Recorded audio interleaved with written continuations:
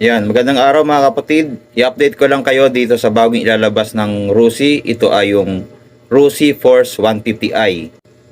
At kung maalala nyo, ito yung pinost natin na yung T4 ng Yangang Motors at nakalagay doon na 300cc. Pero nung nirebrand ng RUSI ay ginawa lang nilang 150cc ang makina nito. So same engine din ito ng RUSI Adventure X 150i ng Yangang Motors din.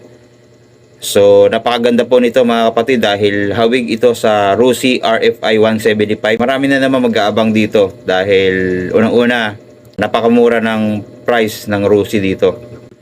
This 2025 ma-review na natin ng personal.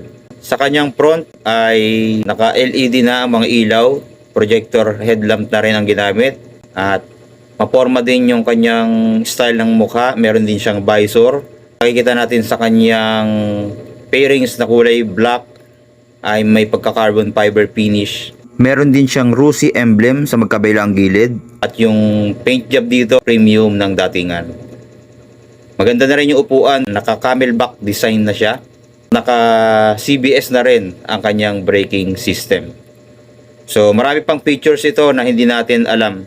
Kaya abangan natin sa mga tindahan ng RUSI. Sa price wala pa pong nakalagay, pero alam naman natin pag RUSI ang naglabas ay napakamura po.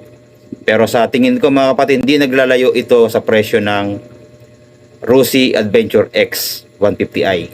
So ayan, maraming salamat sa panonood and God bless. Stay safe always.